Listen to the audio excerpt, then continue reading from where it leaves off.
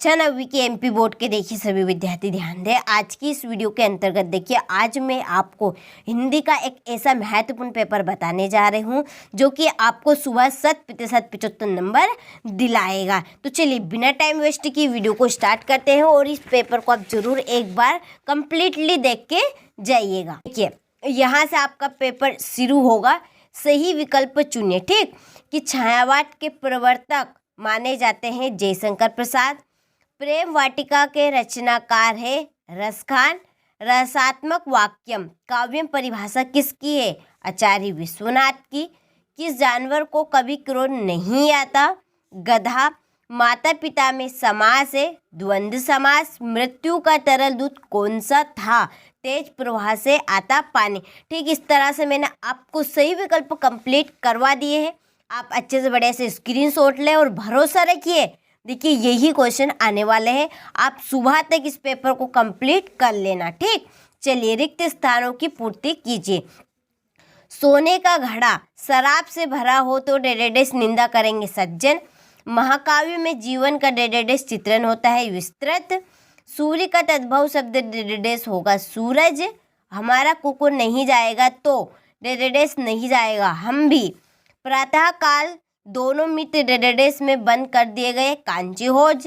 दो बेलों की कथा गद्य की डेडेडेस विधा की रचना है कहानी। ठीक इस तरह से मैंने आपको रिक्त स्थान भी बता दी है। आप अच्छे से स्क्रीनशॉट लें और इस पेपर को आप जरूर कंप्लीट करके जाइएगा। देखिए इसके बाद में सही जोड़ी है पंचवटी की खंड काव्य। दो बेलों की कथा की जोड़ी है प्रेमचंद्र। विद्यालय की जोड़ी रहेगी दीर्घ संधि। पतोहों के पहली संतान परदादी।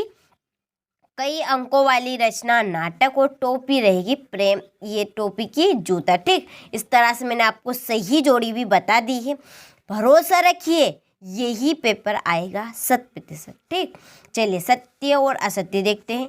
नई कविता में खड़ी बोली में रचनाएं अधिक की गई है सत्य।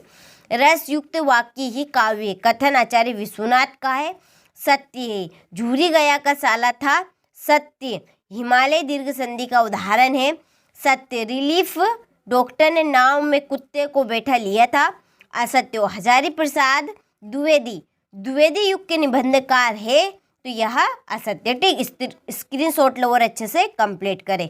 चलिए अगला क्वेश्चन है एक वाक्य में उत्तर दीजिए। ठीक ना खाकर प्राणी क्या बनेगा? अहंकारी। नायक के वृद्ध जीवन का चित्रण किस काव्य में होता है? महाकाव्य। सांड को देखते ही कौन भयभीत हो गए? मोती और हीरा।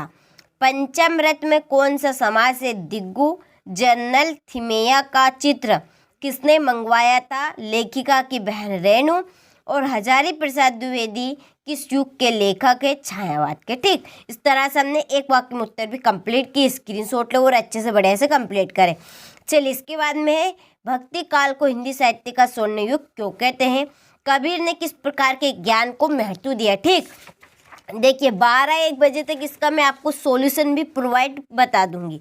तो आप चैनल पे नए हो तो चैनल को जरूर सब्सक्राइब कीजिएगा और सुबह तक इस पेपर को आप अच्छे से रट लेना। चलिए सखी ने गोपी से कृष्ण का कैसा रूप धारण करने का आग्रह किया था? अपने शब्दों में वर्णन कीजिए। मेघ रूपी मेहमान के आने से वातावरण में क्या परिवर्तन हुए? पाठ्य मुक्तक एवं गद्य मुक्तक में अंतर बताइए। अलंकार की परिभाषा तथा उसके भेद बताइए। गद्य के स्वरूप को स्पष्ट करते हुए महत्व को बताइए। ठीक प्रेमचंद्र की भाषा शैली की विशेषताएं लिखिए। चलिए इसके अंतर्गत अगला क्वेश्चन छोटी बच्ची को बैलों के प्रति प्रेम क्यों उमड़ आया? सांवले सपनों की यार शीर्षक की सार्थकता पर टिप्पणी लिखिए। संधि किसे कहते हैं उसकी भेद उदाहरण सहित समझाइए। बाढ़ की सही जानकारी लेने और बाढ़ का रूप देखने के लिए लेखक क्यों उत्सुक था? निम्नलिखित काव्यांश का संदर्भ प्रसंग सहित व्याख्या कीजिए। एक एक प्रश्न का चुन के मैं आपको सॉल्यूशन दूंगी। चैनल पर नए हो तो चैनल को जरूर सब्सक्राइब कीजिएगा। अगला इसका जो वीडियो रहेगा हिंदी का मैं आपको इस पेपर का पूरा सॉल्यूशन दूंगी। तो आप नोटिफिकेशन ऑन करके रखिएगा ताकि 12-1 बजे तक आए हुए वीडियो और आपके पास उसका सॉल्यूशन पहुंच जाए और आप सुबह तक इस पेपर को कंप्लीटली कर सके। ठीक ये है क्वेश्चन नंबर 22। अपने विद्यालय के प्राचार्य महोदय को प्रार्थना पत्र लिखकर शुल्क मुक्ति के लिए आवेदन कीजिए और निम्नलिखित में से किसी एक विषय पर निबंध लिखिए। ठीक, यहाँ से। ठीक, ये था आपका सुबह के लिए पेपर। आप इसको करें या ना करें, मैंने आपको बता दिया और भरोसा रखिए यही पेपर आएगा 100%।